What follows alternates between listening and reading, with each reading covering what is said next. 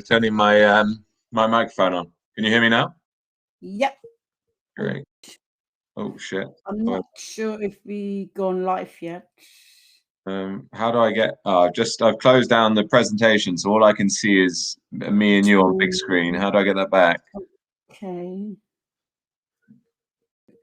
Put that back there. There we go. Yeah, that's it. Yeah, and then obviously if I left and right. So before we start, let me get organized. Right. So left and right. Okay. I think we live streaming already by the looks of. Excellent. I don't know why that just started itself. I don't know. Anyway, doesn't matter. So it's recording it. And I think we're good to go in a minute. Yeah. Right, Tio. Okay, I didn't think it would go straight to Facebook like this, but we are live now. Has it done that? Let us check. Let's go and check. Can't see anything at the moment. Wait. It's all very exciting. Well, it looks like it. I can't see it at the moment because I have got in the top corner, I've got the notification it's streaming live. So I don't know. Just let's go for it. I think we will be forgiven. I think yeah, this is kind of very exciting. I think it's the first time we're streaming straight live on Facebook. Well, if it doesn't work, we can call this a trial run. Well, the thing is, it's recording anyway. So if it's not going live on Facebook tonight, we will be definitely able to send a recording out later. Okay. That's all good to go. So yeah, we're a bit early. Thanks for joining us this evening, Darren. I really appreciate that. My pleasure. My pleasure. We can talk about the fantastic things we're doing together. Right. Okay. I'll tell you what we're going to do in a minute is... Tell you what. Let's turn our cameras off for a minute. Can we do that? No, don't worry about it. Right, I think we make a start, basically. What were you thinking about turning the cameras off then? What was your plan? I think just in case it's still on Facebook. People can see us anyway. If they can, they can't. I don't know. I'm a bit bored about that. Doesn't matter. Let's make a start. Thanks for joining us this evening. So this evening is a free webinar. And it's about something that's very, very close to our heart with the British Mantrailing Academy. And we are really, really pleased that we could join forces with you at Dogs for Wildlife to help training some dogs to get them out to Africa to save some wildlife over there. We're honored to have you. Mm-hmm. I said we're honored to have you. Jackie's just come in and said that we're not live on Facebook as far as she can see. So. Okay. It's going. You've obviously timed it for 50:30. Yes, I probably. So it will go live at 19:30. 50:30. Okay, that's great. Yeah, so it's got a. I'll show you. Hang on. It's got a countdown. Have you seen that on the screen? Yeah. I can't see that on mine, but I can see it on yours. Okay. Yeah, it's counting down. Okay, so that's good then. Just shout when it's live. It's like like a minute and a half left before it goes live. So we can go proper. Then we're proper. Yeah. Then we're good to go. Yeah. We're chatting about here. Yeah. I can't see the countdown on mine. You see? Not yet. No, I've got no idea. Where are you seeing that, Jack? British Mantrailing. I'm looking on Karen's bloody personal page. No swearing. Yeah, I'll do my best. I find that always difficult. So we have to. I will do my best. 1 minute. Well, 1 minute. Yeah, count down to 1 minute and lift off. Good. So I introduce you properly, and then I hand over to you, and I do a Thanks. bit of housekeeping with people. So I try to keep an eye on the chat here, and also on Facebook, just in case people have questions. Yeah, fine. So do you obviously just 30 seconds. Do you just want me to reiterate just before we start in 20 seconds time? Do you just want me to run through the PowerPoint presentation? Yes. Yeah, and when at the PowerPoint presentation, I asked some questions. Yeah, so, if you could, just to keep it what rolling. I think people might find interesting to know. Yep. Well, I hope there's lots. I hope there's lots of questions. I do, because it will. I just got a text from Richard saying it's counting down on Facebook. Yeah, it says we're live now. We're live now. Okay. Good evening. Great. Good evening, everybody. Thank you for joining us tonight. This is a free webinar tonight, and it's about something that's very, very close to our hearts with the British Mantrailing Academy. We're really, really pleased to be joined this evening by Darren Priddle from Dogs for Wildlife. Thank you so much, Darren, for joining us this evening. My pleasure. Yeah, we are really, really pleased that we join forces with you and help you training a couple of dogs to save some animals in Africa. I suggest you introduce yourself, and then I'll leave it to you to introduce what you guys do and what we do together. And I keep an eye on questions. Some people have registered, some people are on Facebook. And I will keep an eye on stuff, and when questions arise, I chuck them in. But Perfect. It would be good if people could keep them to the end, so we have a question and answer session at the end. Does that sound good to you? It sounds fantastic. Yeah, absolutely. Go for it. Well, as some of you may or may not know, I'm Darren Priddle. Myself and my partner Jackie, we set up Dogs for Wildlife back in 2018. Obviously, we've been working with Richard and Karen now since 2019. The aim of what we do, which we'll go through in a little bit more detail shortly with the PowerPoint presentation, is training dogs for frontline anti-poaching duties. What we try and do is gift the dogs fully, support them from the ground up. We train them to track, we train them to apprehend and detain, obviously as safely as we can, and that's it really. It's quite an interesting thing we're involved with, and obviously we're very happy to have Karen and Richard on board and everybody else who's currently supporting us. So if anybody is watching that already is supporting us, we thank you for your help and input so far. It's been a difficult year and a bit, obviously, as everybody knows, but we are growing. We're doing the best that we can. We're getting more and more people on board as we continue through this, and the future's looking relatively bright. So there's a lot of people that want our help at the moment, and obviously we need to organize ourselves to make sure that we can help them and we have the facility to help them. But that's what we're trying to do at the moment. Okay. So why did you personally create Dogs for Wildlife? Why did you and Jackie wanted to do this?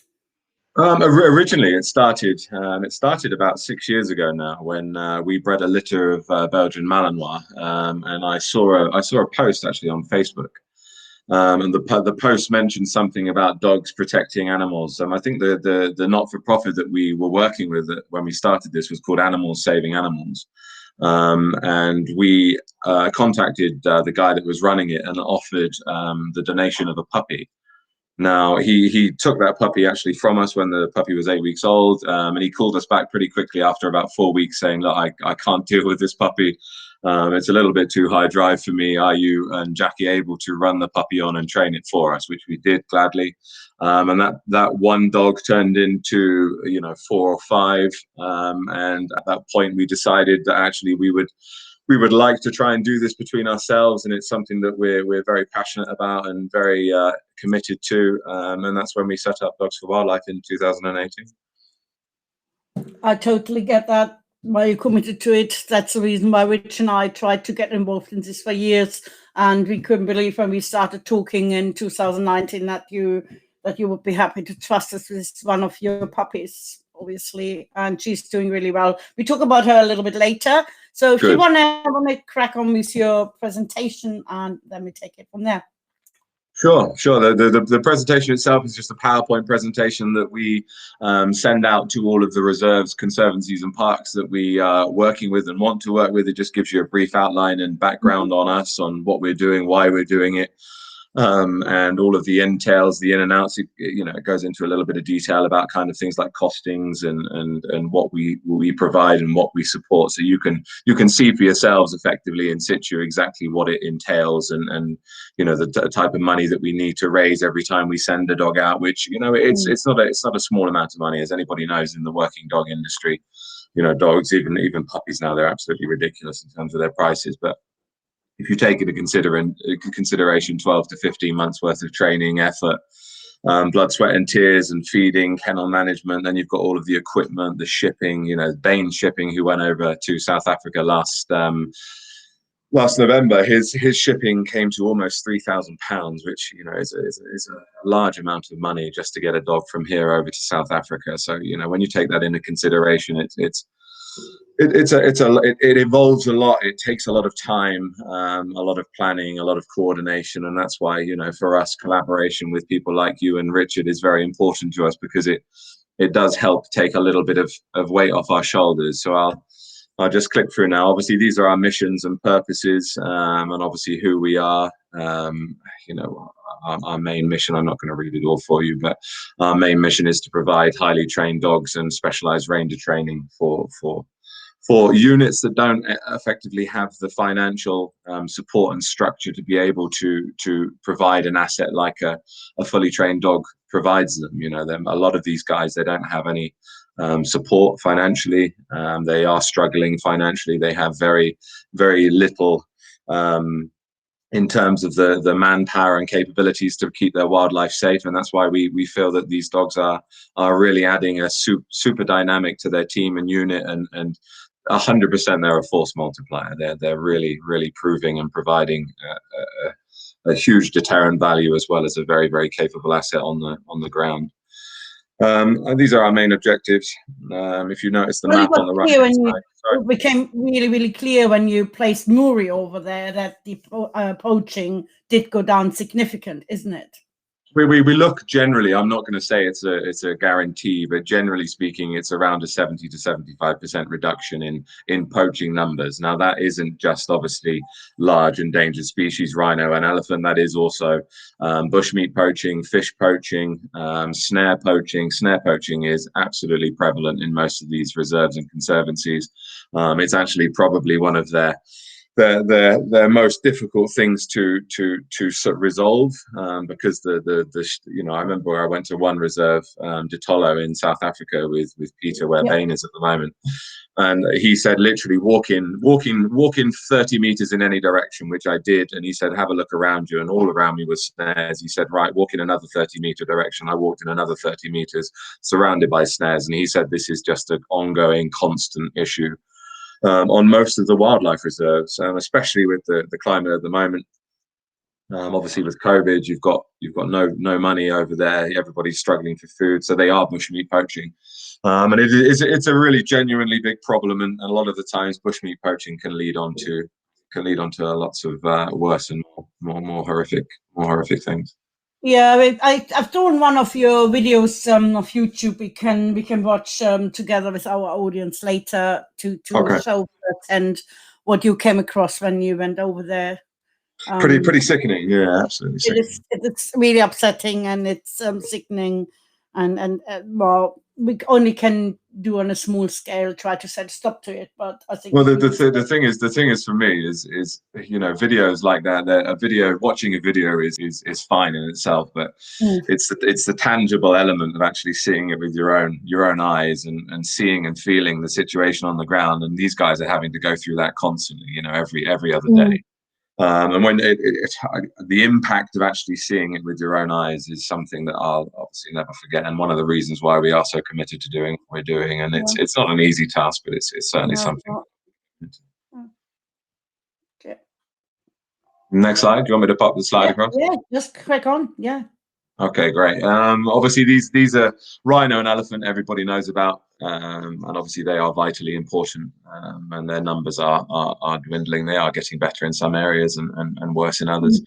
Bushmeat poaching is obviously quite prolific, and then you've got things like pangolin, the world's most trafficked animal. You've got lions, which are readily being poisoned and being caught in snares or being shot. It's a big problem. It's a very big problem. And Tell us a little bit more about the bushmeat detection dog. Just a little bit touching on that, because it's probably something people are not fully aware of.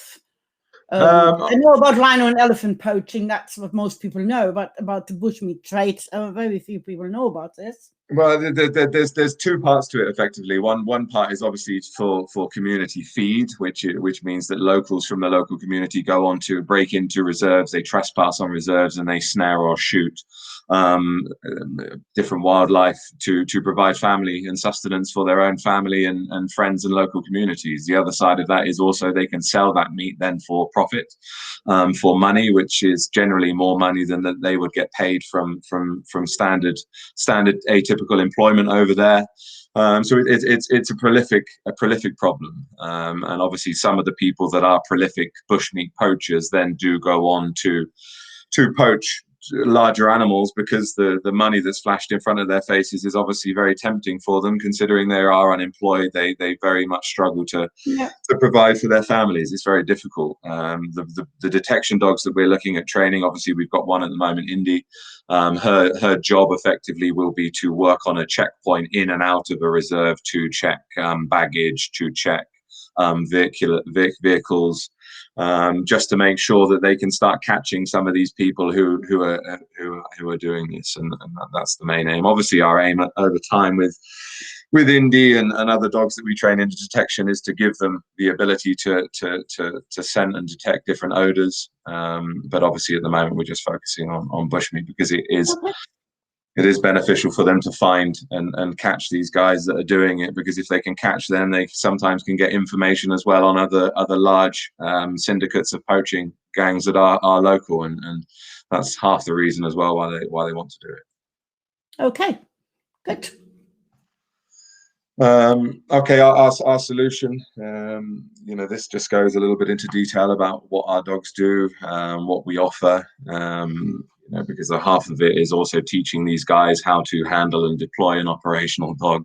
Most of them haven't even been around a dog in their entire lives, let alone a high drive, quite intense working Malinois. Actually, funnily enough, a lot of them, they're excuse my French, but they're poo scared of the dogs when we first take them over. They're absolutely terrified, actually, some of them. But they learn very quickly once they spend a bit of time and build a bond. The dog becomes a really, really vital, important part of their team, and it's a really, really enjoyable experience watching them go from guys who are basically terrified of these dogs to really, really efficient and capable dog handlers, and that's in a very short space of time. They're very capable guys, these rangers that we're working with. Okay. And they're very, very capable guys. Obviously, as everybody knows, I'm not going to go too much into detail on this, but why we use dogs. Karen can answer this as much as anybody else about why dogs are so proficient at following scent, and differentiating between scent pools and scent sources, and their accuracy, speed is just unparalleled. You can't, I met some of the guys out there, and literally they could track a human. They could track a human in the day for as long and as difficult a terrain as you want them to track, but they can't compare to a dog. They can't move as quickly a dog. They have to rely on visuals, where a dog relies on the scent pull, and the speed at which the dog is moving is 3 or 4 times the speed that the rangers are capable of following human spoor. And then you've got the capabilities of them being able to win at night as well, which is a massive force multiplier, because as most people know, poaching happens, generally speaking, over a poacher's moon, when it's a full moon. And if they can deploy these dogs at night, they've got a very, very high chance of detaining and catching and arresting these guys, which is why they're so valuable and why they're so making such an impact. Well, that's obviously the first biggest difference, I think, out of my operational experience, when you talk about the distance. So the longest trail we worked with on one of our dogs in an operational deployment was about 10 kilometers long. And obviously we trail in totally different environment than these guys over there. Having said that, still, there surely the ground is very, very deserty and very dusty, which doesn't hold the scent very well. Right, so it's very, very dry and arid and very sandy. Really dry, I guess. Very Yeah. difficult to substrate. The environment probably is extremely difficult. Like for us, the urban environment is difficult as well. But generally speaking, the distances and the speed these dogs go is definitely much quicker than the trailing dogs we train for well, SAR over here, or well, obviously for hobby purposes.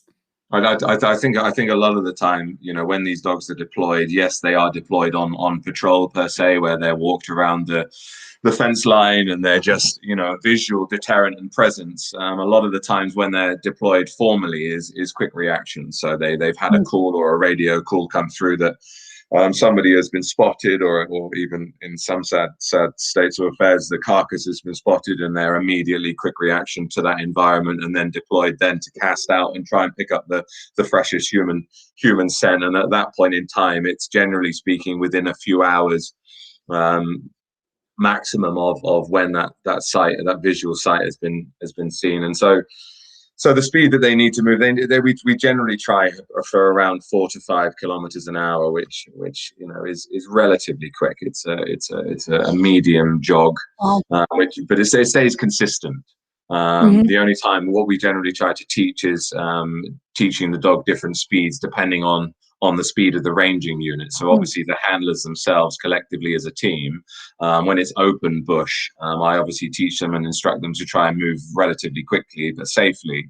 And then obviously when it comes to dense bush, we've got to teach them to slow down. And the dog generally speaking will move as one with the ranger unit. So if the guys slow down, the dog slows down. If they speed up, the dog speeds up, and they work really, really well together. It's really nice to watch.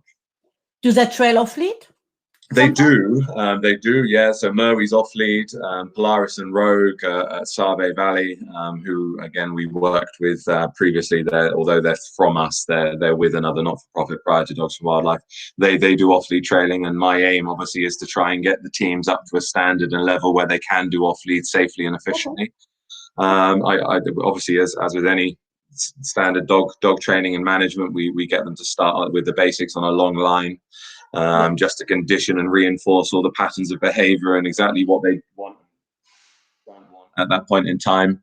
And then once they're proficient, we then say to them, okay, let's test it and start doing short trails. Obviously we always go backwards. That's one thing to take into consideration. We always go back a few steps if we're ever going to advance the training and the processes, just to make sure everything is running smoothly and like they're getting like in any other dog training. Absolutely, yeah, absolutely. So setting them up for success is what's very, very important. So meet the team. Obviously, this is us, myself, Jackie, Jack. Jack Gradage is a rhino keeper at Folly Farm. He helps us a lot. He gives a lot of his time volunteering to things like the adoption packs and all of the other stuff that he does. He's a great help. We're very, very thankful to have him. And then Riley. Now, a lot of people probably don't know that Riley is involved with us. Now, he's obviously he's the son of the owners of the Mire. He's their head of anti-poaching operations. Absolutely phenomenal bloke. Knows everything there is to know about anti-poaching, and he's given us a lot of support in terms of understanding the lay of the land and understanding what happens out in Africa and how to run a reserve and how to look after and manage wildlife, because you know that's something that a lot of people don't consider. Yes, it's easy to teach a dog to track. Yes, it's easy to teach a dog to bite, but getting that dog to work effectively within a team out in the African bush is not the easiest of tasks. So you've got to have a little bit of an understanding of how it works on the ground. You know, my knowledge and experience of that is growing. But you know, that's something that we rely on Riley for, to really give us a boost when we need a little bit of knowledge base from on the ground, and he's a big help out there. So we're very thankful for that. Now, interestingly enough, we've got quite a few plans that we want, you know, to obviously try and achieve, and one of those is setting up a dog and ranger school out in Africa somewhere. That's our plan, as well as providing things like volunteer programs, and we're talking with a few people at the moment about nationally recognized qualifications, so that would be quite an interesting interesting thing to try and get, so we can take over there and when we're instructing these handlers and these rangers and actually get them a formal certification in what they're doing.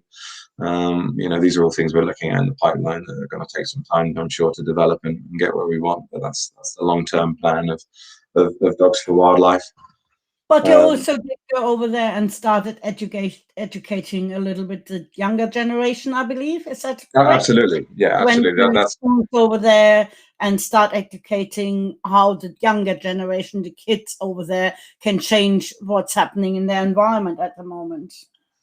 And for us, as much as anything, that's a big part of what we're trying to do, is the educational aspect and working with the communities. It's not as easy as we'd like it to be, because there's just so many areas, so many people that you could help. But we obviously selected with the local communities to the reserves we work with. There's a lot of chiefs and a lot of local tribes and villages that are very supportive of places like Amire. And places like where Bain is, Renostapan, all the local communities are very important to them. So getting them involved, seeing the dogs, getting them to understand what the dogs are for, and actually just the value through that education, wildlife, and their local environment is crucially important, we feel, as much as any conservation, not-for-profit or charity does, to really benefit the next 10 to 20 years. It's with the local school children is really where it's going to. But let's touch on something quickly out. But you also were involved, I believe, to keep their dogs safe over there. Yes. Was that something you were involved as well? I believe that the locals get their dogs fascinated and all of that. Is that something you've done?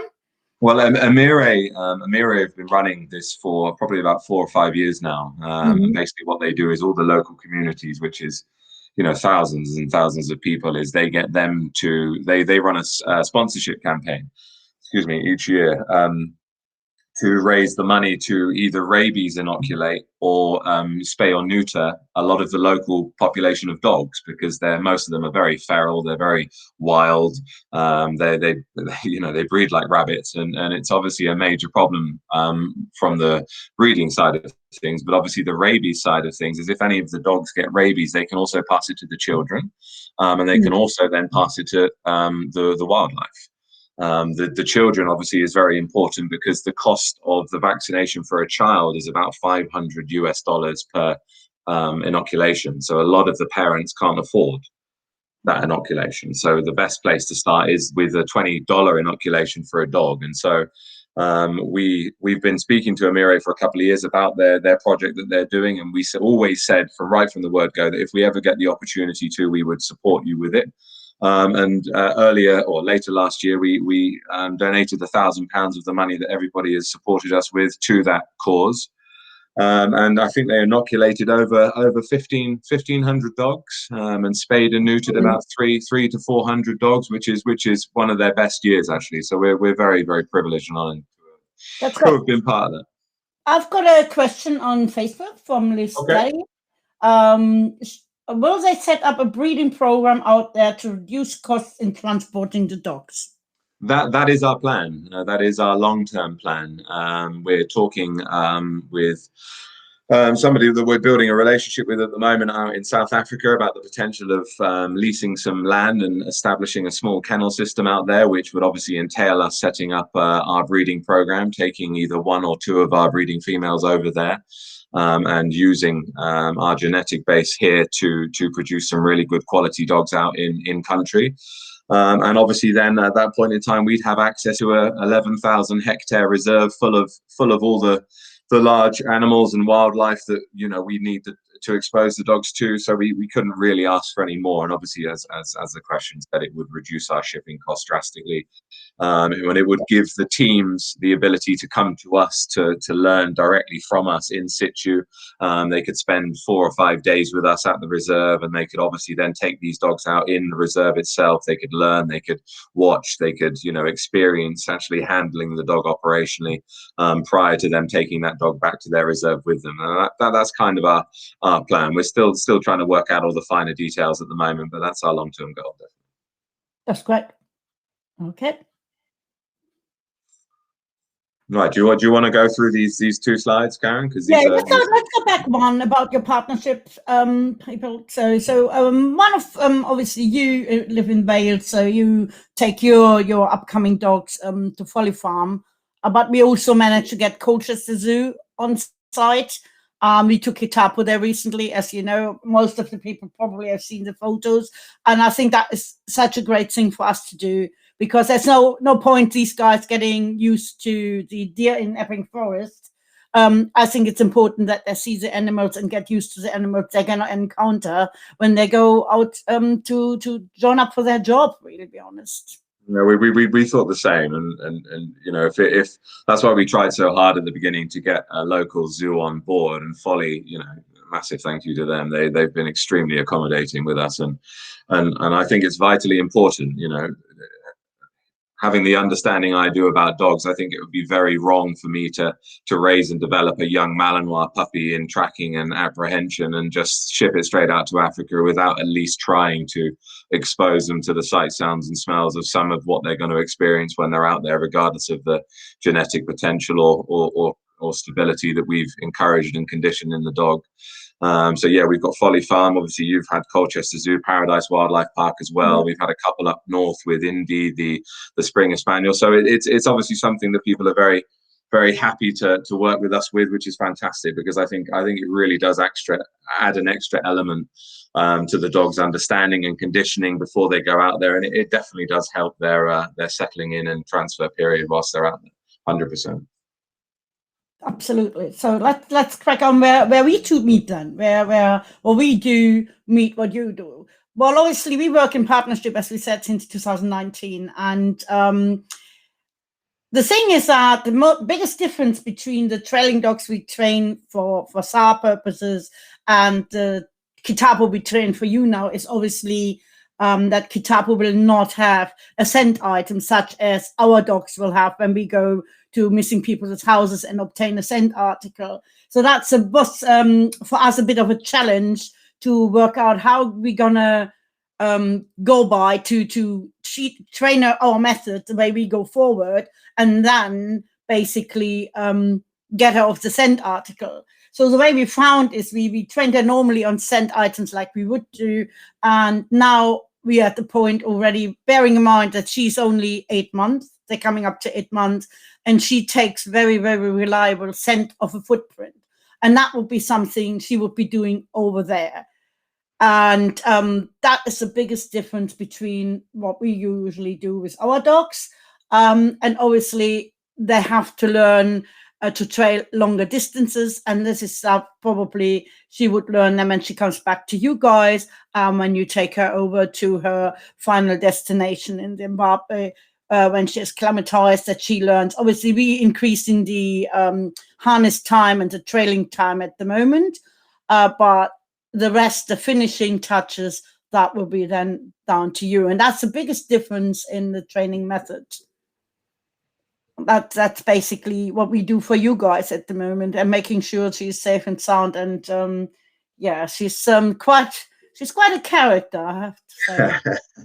if she's anything like her mother, then I understand. Yeah. Oh, her brother is a totally different story. Talked about earlier. The boys are different to the girls in this litter, that's for sure. I think he's probably just a slow burner. Well, let him blow. He can burn as slow as he likes. Yeah, you know, just following on from what you said, it's, you know, obviously we're having, I suppose, a different element and a different viewpoint of developing this type of dog is important to us. You know, ourselves, we use a combination of you know, Karen and Richard's system alongside a bit of ground tracking or footstep tracking. We do all sorts of different types of training depending on the individual dog. You know, we try our best to focus on as much in terms of the foundational elements as we can. We don't fully train them; they are part trained. We then rely on our handler training program to give the guys and rangers on the ground effectively the ability then to continue training and developing that dog until it's fully operational, which is generally around 6 to 10 months post the dog being deployed. So we just focus solidly on foundational elements. I give the dog a really strong, consistent, efficient understanding of following human scent, having a good understanding of the right states of mind and patterns of behavior when we approach trailing, when we approach general patrolling, when we approach obviously apprehension and apprehension work.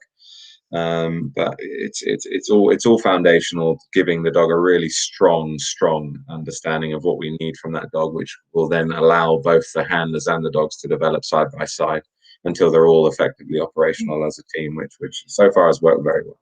Well, what obviously we talked about that the other day when we talked about what we call the proximity alert, to maybe able to teach her the start of this, to make sure she change her body language when she gets the air scent picture of the poachers, to make sure she alerts her handler, and that will definitely, if you manage that, that will definitely save a life or two. Just an interesting point, actually. We've had a lot of questions about the safety of the dogs.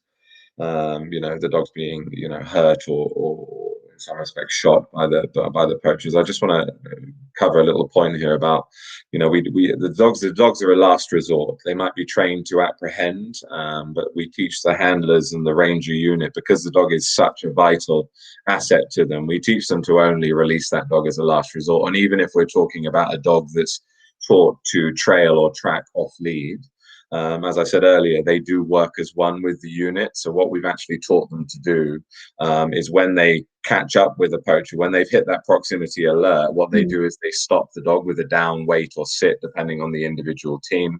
That dog then exhibits that behavior that they've commanded, waits for the team to catch up with the dog.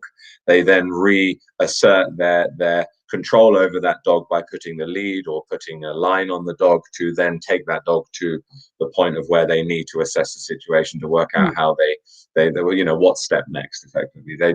It's very rarely that I would advise any of them to release that dog in a situation, unless they felt that their life was under imminent threat of danger, you know, because the dog is such a valuable asset to them. It's not an effective tool for them to be constantly sending these dogs in. They're all armed, so they're more than capable of generally dealing with, you know, 80% of these confrontations themselves. Most of the time, the poachers have already thrown or got rid of their weapons, because, you know, the law states in a lot of the South African countries, or the countries in South Africa, that, you know, you can trespass on a reserve on private property without a weapon, and you basically just get a slap wrist. But if you're caught with a rifle, then you're going to have problems. And a lot of the time they know this, they're aware of this, so they dump their weapons prior.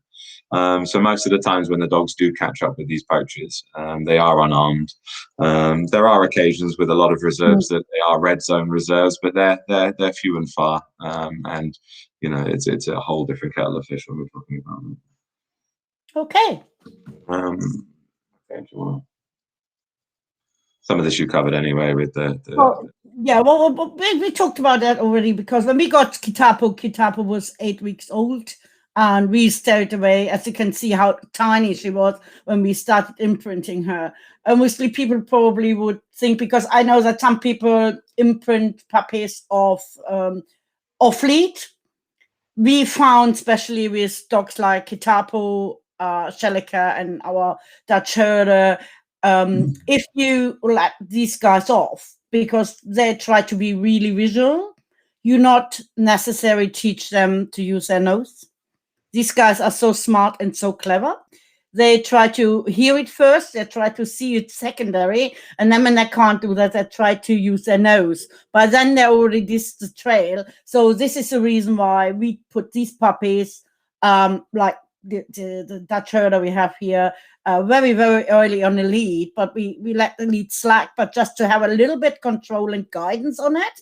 They still learn by self-discovery, but still we needed to control that a bit. And they have they're both very food orientated, both Kitapo and her brother. And we're transferring now obviously to a toy at the moment, because obviously the bite bar or whatever toy, a ball on the rope, will be the ultimate game toy for them, game reward basically, because food is not an option where Kitapo is going to go.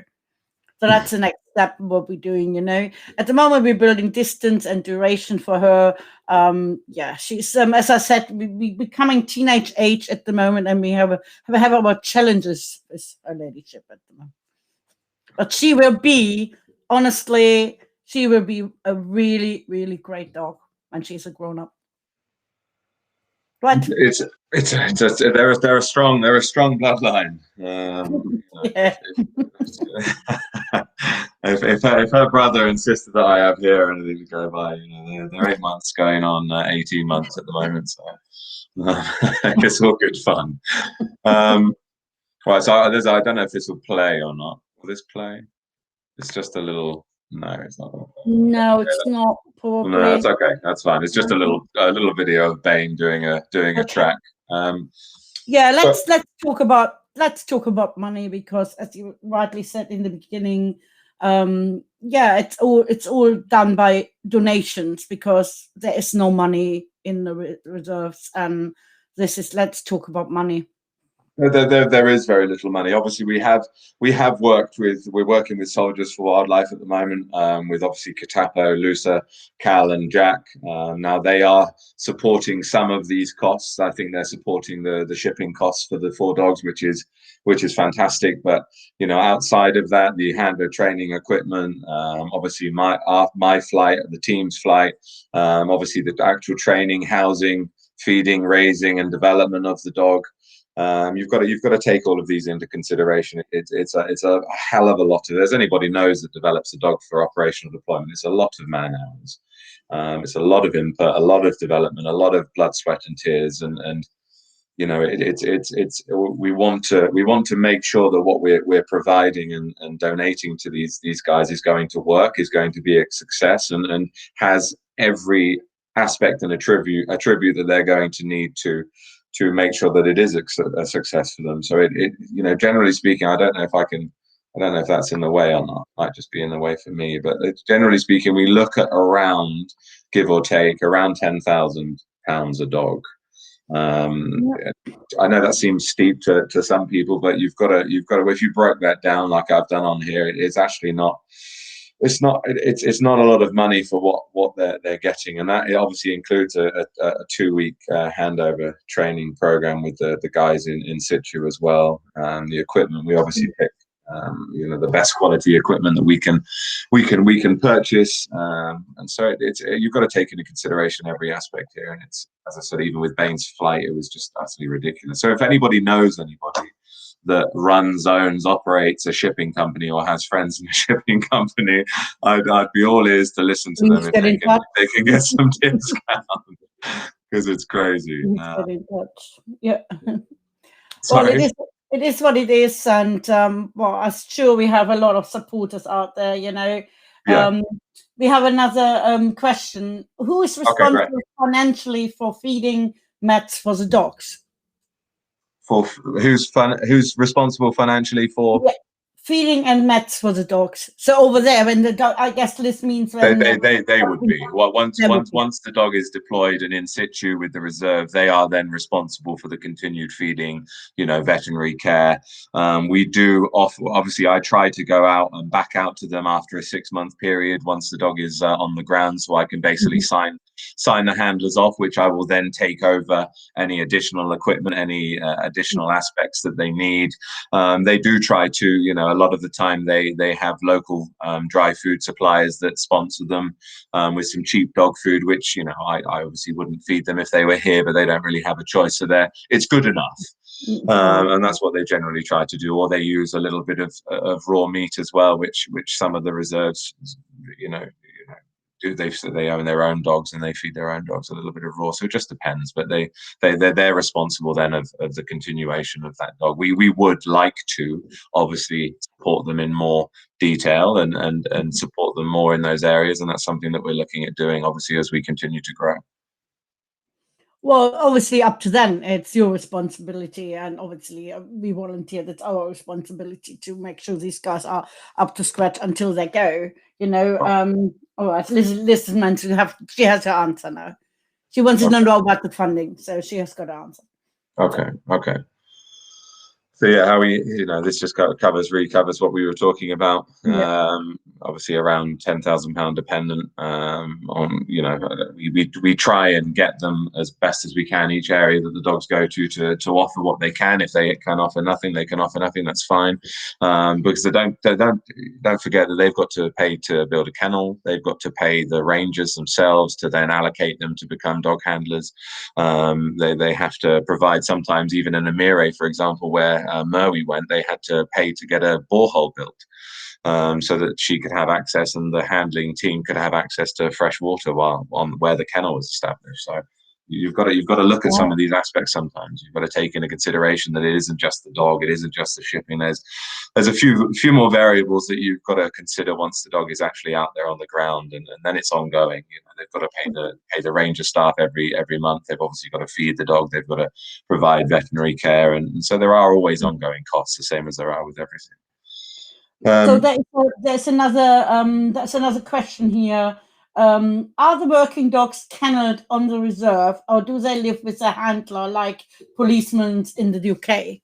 They're both, actually. The rangers accommodation, I advise the reserves that we work with, I advise them to build the kennel on the end of or next to the rangers accommodation, so they are on the reserve.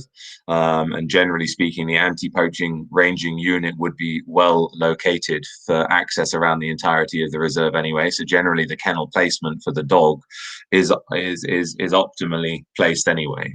And so they live next door to, they live with the ranger handlers. So on downtime, I had a question the other day about what do the dogs get up to on downtime when they're not operational, and they're out bossing around with the rangers and their families as normal, social, stable, happy, balanced dogs, and that's important for us because that adds a very unique relationship element that it's not just a dog that they get out of a kennel to go and track with. They build really, really solid, strong bonds with these dogs, which is really important for me. We've got another question. How do they keep the dog hydrated on the trail? Do they just use water? So when they go long distance trailing, that's it. We're not asking this. We buy them camelbacks. We actually buy them ex-military little bottles and also camelbacks. So they carry the camelbacks on patrol with them. So they've always got access to fresh water, and they obviously use the water holes when they need to. And there's pumps at the water holes, solar pumps, that generally they can refill the camelbacks whenever they need to. So between walking from water hole to water hole, they'll have camelback use if they need to. So the dog's always got access to water, and we buy these little cool collapsible bowls that fold up. They can put in their pockets and they can get out whenever they need to. Right. No other questions at the moment? No. Excellent. Oh, there you go. This again. How do they find that the money if the country is short of money? So the supporting of the funding. A lot, obviously, Zimbabwe, take Zimbabwe, their economic status at the moment is terrible at best. A lot of the reserves rely on their own funding measures. So they have their own charities, some of them, they have their own not-for-profits that support them, they have their own network of people that support them with financials or equipment or clothes for the rangers. Because another thing that you've got to even think about, which we bought all of the guys at Renostepan in South Africa, that the boots that they were walking around in were pretty bad, and so you've got ranger boots. They're out on their feet all day long. Ranger clothes and equipment, and providing them with day sacks and camelbacks and radios that work, and all the essentials really. But a lot of the reserves rely on their own funding streams for those aspects if they need them. Obviously, we try and help as much as we can. Okay, I think that's all of the questions for now. So we basically summarizing at the moment a little bit, I think, should we watch a video? Yeah, if you want to. Yeah, I'm happy with that. See if I can get a video. Yeah. That's actually the one we were talking about when we started our conversation. So this is actually Peter. This is where Bane is at the moment. This is where the reserve Bane went to in November. I hate technique. Did I tell you? Sorry.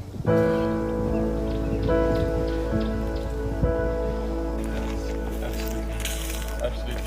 These are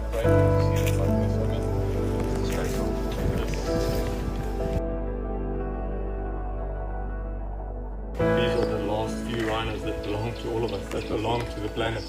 And once they're gone, they're gone. So if people can realize that it's not my rhino that's being poached, it's not someone else's rhino that's being poached, it's all of our rhinos that are being poached. It's something that people need to wake up to and to understand the severity of the situation. Well, that's Merwin. That's Merwin.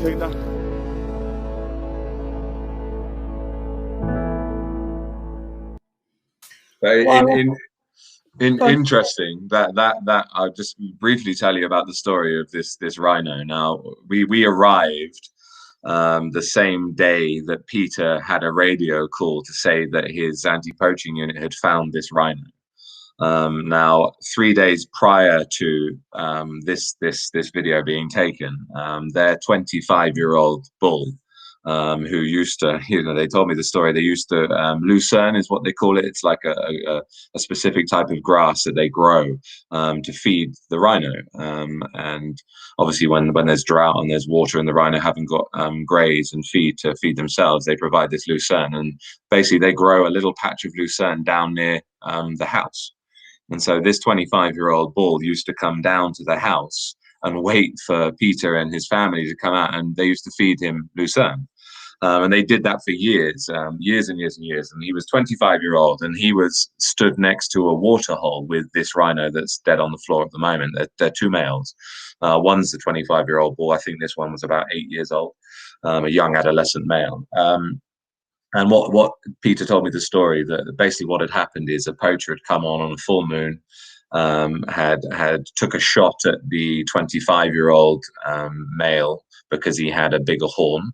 But that shot went straight through the head of that rhino, killed him outright. He dropped on the spot. But the bullet ricocheted through the skull of the 25-year-old bull into this rhino here. And it lodged in his stomach. He ran away at that point in time and then died where he was found here. But he still had his horn because the poachers didn't actually realize that they'd also killed the second male that was stood behind the first one that they wanted. So that day that they lost the 25-year-old bull that they knew very well, they also lost this one. And obviously we turned up. The other one had been moved already, but this is the one that we found literally where he dropped about 1.5 kilometers away from the water hole where he'd originally been shot. So he'd ran 1.5 kilometers to this point and just collapsed and died. And it was, we got there at the time that they'd found him. So it's very raw, it's very real. But this is, as Peter says, this is the reality. This is what these guys are facing. They've got at the moment 11 rhino. And they obviously lost their prime breeding male dominant bull, the 25-year-old. This was another up-and-coming bull, but they said they knew them very well. They used to spend a lot of time with them, so it's a very deep loss for them. And this is happening all the time. We have a couple of questions here. Okay. Stephanie Wallace asked, what will happen when the dogs retire? The dogs will stay with their rangers. They obviously won't be used operationally out in the field anymore, but they'll stay in their kennel. They'll spend time with the families and the children of the rangers. They'll just live out their days enjoying life, boshing around a large reserve with the ranger families. That's the best and what we could hope for them. We don't have any specific plans in terms of bringing them back to the UK or anything like that. I'm quite happy for them to spend the rest of their days with the rangers and their families. If I'd like to be able to showcase at some stage the bond that these guys have with these dogs. Mm-hmm. It's as strong, if not more, than it is what we feel and have and own with our dogs in the United Kingdom. It's on a whole different level, and so they're very, very important to them. They're not going anywhere. Well, I can say from own experience, since I started trailing, the relationship to a trailing dog, a relationship to a working dog is on a totally different level than to a pet dog anyway. And only a working dog handler can understand that.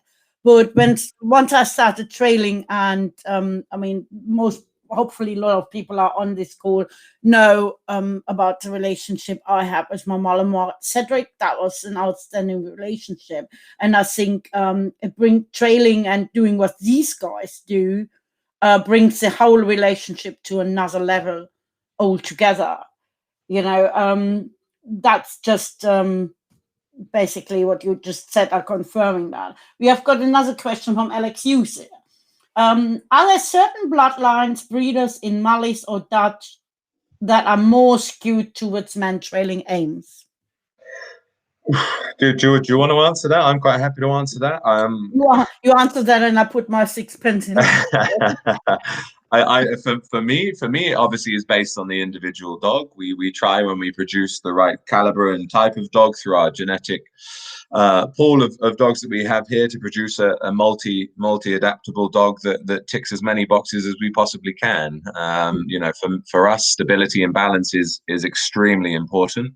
And something that we try and pride ourselves on when we produce the Malinois and Dutch Shepherd, you know, as well as the right drives, the attitude, the intensity and mentality. I would hope Karen would agree with me that it's obviously down to the individual dog, but you know, stability and balance and having the right aptitude and attitude to the work is obviously as well very important. Well, I totally agree what you say. I just can add to it that I never would fully can with P-line dog choose that for trailing.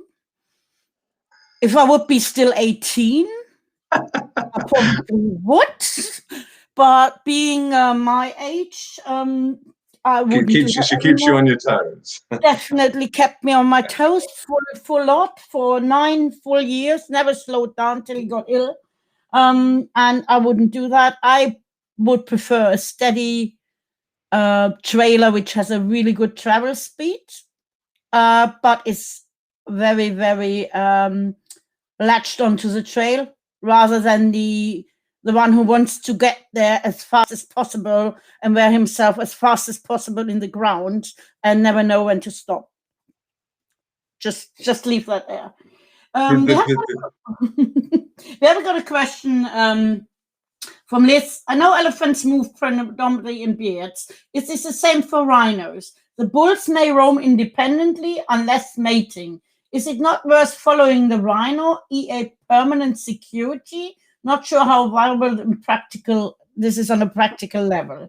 Amire do that. Amire have 2 armed guards per group of or crash of rhino, and also obviously they split their black and white rhino up. The black rhino is, I don't know if any of you are aware, a little bit more aggressive than the white rhino. So generally speaking, with Amire, for example, the black and white rhino and also the elephants all have a small team of 2 guys that are both armed. So they have constant armed patrols on Amire. Say, for example, where Bane is with Peter, his anti-poaching unit, their task alongside handling and deploying Bane is also to go out and check where they track the rhino. So they track the rhino through the rhino spoor, the footprints, and they follow those rhino to every morning to make sure that they can count their numbers. They can't be with them armed 24 hours a day, but every day they make a point of finding them, radioing in their location, and generally keeping a good tabs on where they are and what they're doing. You know, the question about whether rhinos stay together, generally speaking, a mother and calf and a dominant bull will stay together, and then you generally have a crash of adolescent bulls who are all vying for a little bit of hierarchy, but never get it until the dominant bull gives in, and they generally stay together as well as the females that aren't pairing. Okay. I don't know if there's any more questions. I can't see anything at the moment. Yeah, you had a visitor from television. You've done some filming.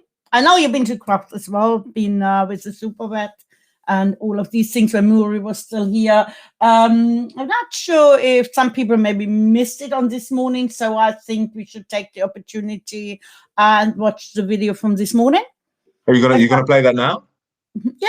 Okay, yeah, fine. Was it like 5 minutes? Yeah, it's about 5 minutes and a bit, and maybe people can think about more questions in the meantime. That's very think some people are already looking at signing up and basically adopting a dog after today, and I think that would be great. I saw when the baby elephant. You know, if need be, have a look on our website, have a look on Facebook page. We're on Instagram as well if you want to find out any more information about what we do, what we've done already. But this gives you a good idea of what we're all about. On average, poachers kill 96 African elephants every day. The practice threatens to wipe out some of the world's most beautiful animals, like the black rhino, the imperial zebra, the lion, and of course, the African elephant. The loss of wildlife in African reserves and across the world is nothing less than a tragedy. As someone who has dedicated most of his adult life to the protection of animals, I'm truly thrilled to say that it's our canine companions that are joining the fight against poaching. Poaching is defined as the illegal hunting or capturing of wild animals. Dogs for Wildlife is a non-profit organisation based near Carmarthen in Wales that's helping to tackle the problem in their own unique way. We breed and train our own working dogs for deployment overseas to Africa. Through our own fundraising campaigns, we raise money to gift these dogs to reserves and conservancies in need and help with their anti-poaching units to protect their wildlife. Tell me, who is this handsome chap? This is Bane. Bane is a dog we bred. He's a Belgian Shepherd or Belgian Malinois. And he's currently 14 months old and will hopefully soon be deployed to KwaZulu-Natal in South Africa.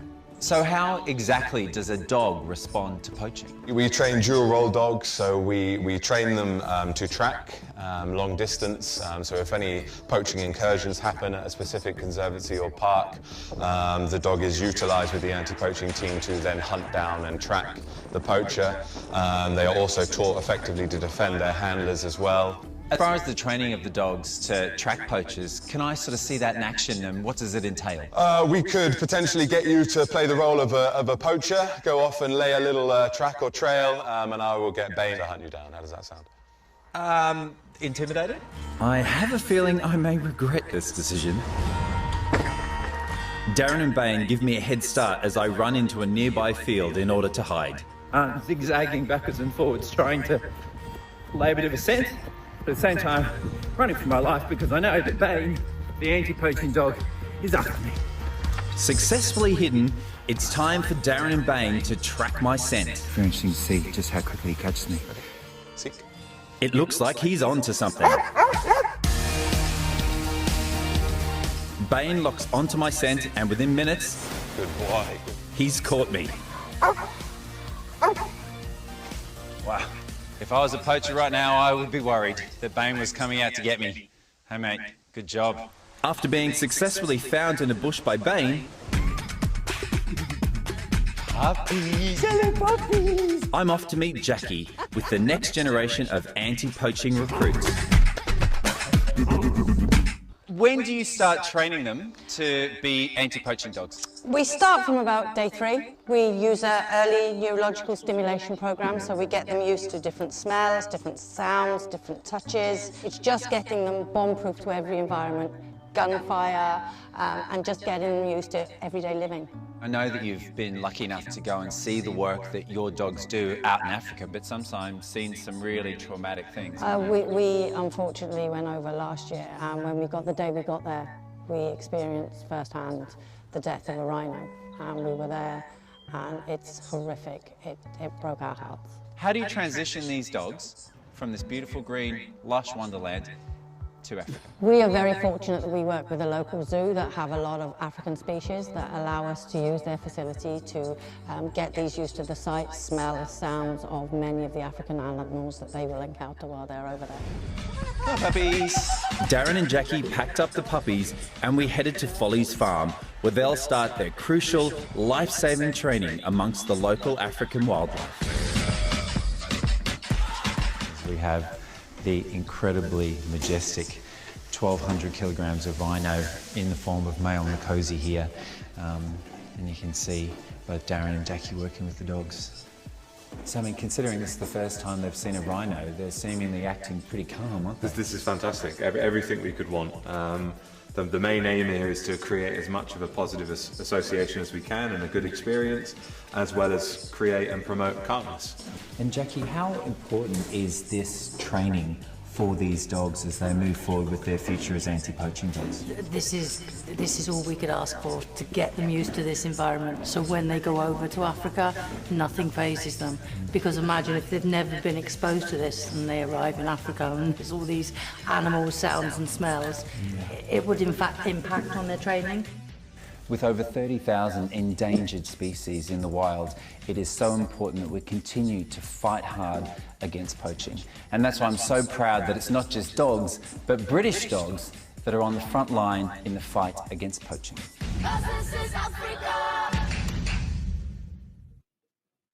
Right, that was quite an appearance on telly then from you guys. I think you've done well there. 5 minutes of fame, isn't it? 5 minutes of fame, yeah, I had a couple of those in my life, 5 minutes of fame. Yeah, I think, yeah, there's no more questions at the moment, but if people ask questions afterwards on Facebook, we can answer them afterwards. Fine, I think we conclude our chat for tonight. Okay, great. Thanks again for joining. My pleasure. I think the last thing I would like to say is to people, please, I know we live all in very, very uncertain and terrible times, and we're all suffering at the moment. But if you can find it somewhere to help us out with a little donation, as a big slogan, every little helps, we would be more than grateful. To help us to get more dogs to Africa and save what's basically left over there.